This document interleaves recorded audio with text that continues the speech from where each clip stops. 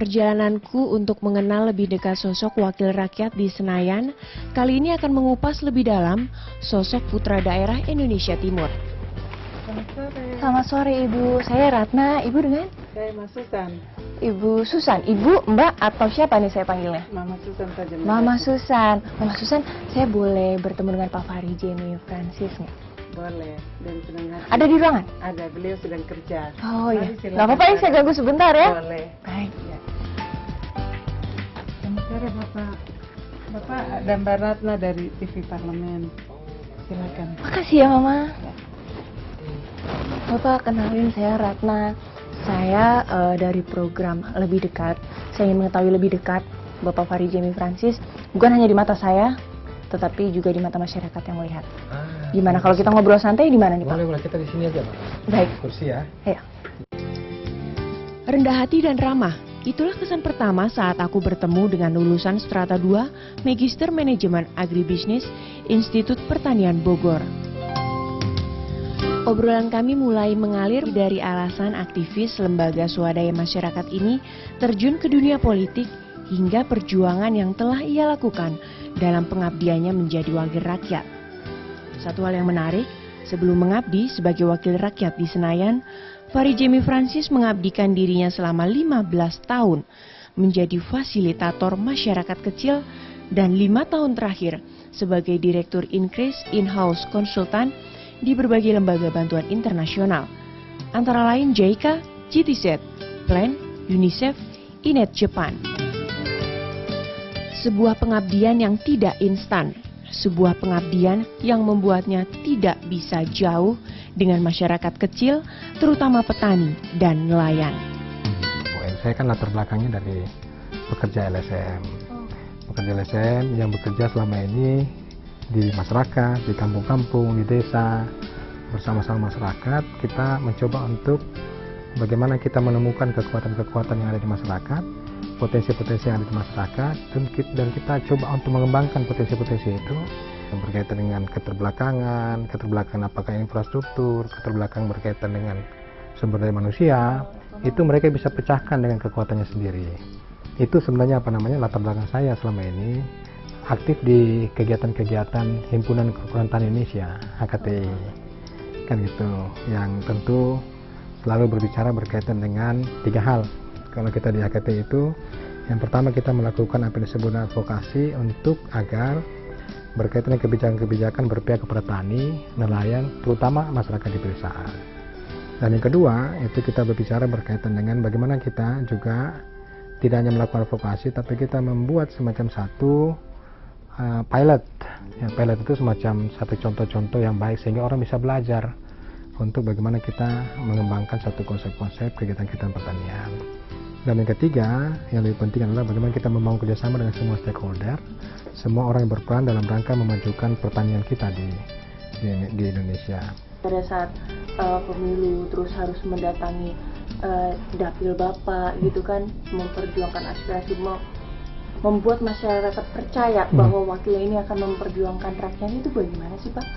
Ya, jadi saya sebelum menjadi calon legislatif kan saya udah bekerja di kampung, di desa, udah biasa tidur, sudah biasa tidur dengan masyarakat, udah biasa bersama-sama masyarakat, sehingga saya tidak banyak melakukan upaya-upaya untuk melakukan sosialisasi. Kami sama-sama dulu bergerak di jalanan sebagai sesuatu yang kita sebut sebagai ekstra parlemen, mengadvokasi kepada pemerintah untuk kepentingan orang desa, untuk kepentingan petani, peternak, dan masyarakat desa pada umumnya. Kemudian kami sadari bahwa advokasi itu akan lebih kuat apabila ada orang-orang kita yang duduk di DPR RI, ada orang-orang kita yang duduk di DPRD provinsi, ada orang kita yang duduk di DPRD kabupaten kota, bahkan ada orang-orang kita yang juga menjabat posisi-posisi penting di eksekutif. Oleh karena itu, saya dengan teman-teman meminta kesediaan Pak Fahri untuk bersedia dicalonkan menjadi anggota DPR RI. Orang yang dekat dengan masyarakat dan selalu hidup di antara masyarakat, dia tahu persis kebutuhan masyarakat. Orang juga yang selalu ikut perhatikan kebutuhan sosial masyarakat, misalnya rumah ibadah, rumah-rumah adat, itu beliau kunjungi.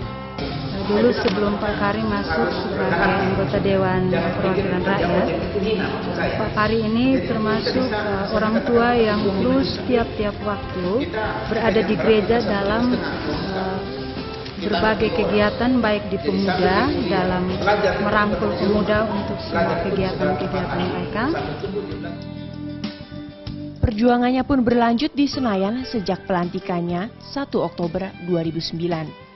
Hingga saat ini masuk di Komisi 5 yang membidangi perhubungan, komunikasi, pekerjaan umum, perumahan rakyat, pembangunan pedesaan, dan kawasan tertinggal. Begitu kita mengusulkan, BNI mengusulkan bahwa kenapa kami punya dapil yang tidak masuk dan tertinggal untuk didorong, nggak bisa. Tapi rupanya Pak Menteri melakukan sesuatu yang di luar itu. Ya saya kira jelas bahwa edukasi kita, kepentingan nasional ada pada poin RPJM itu. Nah, paling tidak ada 3 kesepakatan penting kita, Pak, dan itu tidak dijelaskan kepada kita di sini. Berkaitan dengan yang pertama, tanggal 27 Januari itu kita raker dengan Pak Menteri. Itu poin 6, Pak. Di situ kalau saya bacakan, poin 6 ini terkait pencantuman pinjaman luar negeri dalam APBN. Maka sebelum pinjaman luar negeri yang baru tersebut diajukan kepada Bappenas dan Kementerian Keuangan, Kementerian bersangkutan harus lebih dahulu melakukan pembahasan di Komisi 5. Yang terhormat pimpinan dan anggota DPR RI, Menteri Keuangan RI, rekan-rekan wartawan, dan hadirin yang kami kasihi. Cerminan kinerja pemerintah dalam pencapaian target anggaran selama tahun anggaran 2009 ternyata tidak bisa dipenuhi. Realisasi pendapatan negara dan hibah tahun 2009 hanya sebesar 866,8 triliun. Lebih rendah dibandingkan target yang ditetapkan dalam APBNP 2009 yaitu sebesar 871 triliun. Dengan gambaran tersebut patut diduga bahwa ada kesengajaan dari pemerintah untuk mengajukan defisit anggaran lebih besar dari kemungkinan realisasi yang bisa dicapai.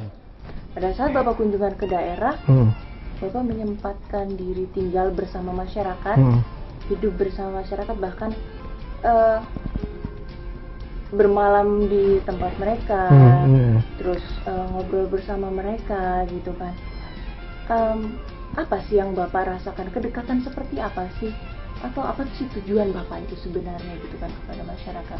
Bersama dengan masyarakatnya tidak hanya sesaat, tapi tinggal bersama dengan mereka dulu kan, itu tidur bersama mereka kan itu. Nah, setelah menjadi anggota DPR RI dan saya melakukan hal yang sama seperti dulu saya lakukan, itu menjadi sesuatu yang luar biasa. Padahal bagi saya itu sesuatu yang biasa saja. Itu saya tidak hanya kita tidur, tapi bagaimana kita juga merasakan kehidupan masyarakat secara langsung, sehingga pada saat kita menyampaikan aspirasi, pada saat kita menyampaikan pesan-pesan, itu keluar dari hati kita karena kita merasakan. Jadi bukan yang kita pikirkan.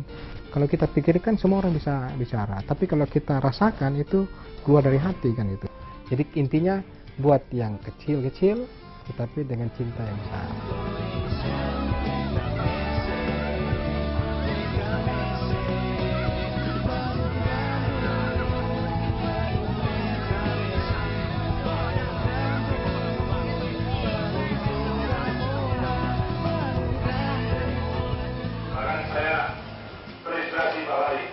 Saya pulang nanti juga akan bikin sekolah model yang dilakukan oleh Pak Faris seperti ini. Saya terus terang menyampaikan rasa bangga. Ternyata ada seorang anak bangsa bernama Faris Prancis yang menginisiasi berdirinya sebuah sekolah kader, sekolah lapangan, yang ini akan menjadi inspirasi bagi bangsa Indonesia ke depan. Saya kira di tempat ini adalah sekolah kepemimpinan. Mengucap Bismillahirrahmanirrahim. Dengan ini gerakan bangun kampung, bangun NTT, bangun Indonesia, dan penyelenggaraan sekolah lapangan EKBC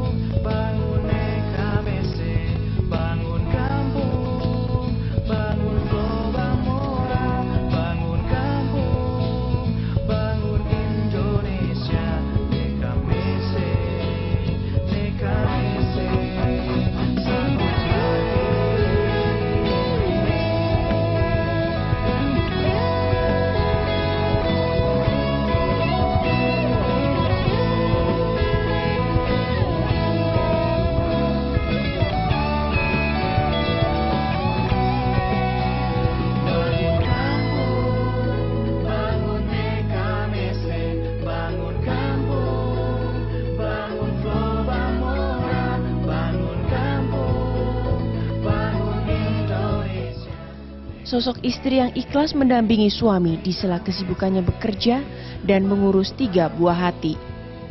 Sosok anak-anak yang lucu dan dewasa mengikhlaskan ayahnya bekerja demi tugas negara.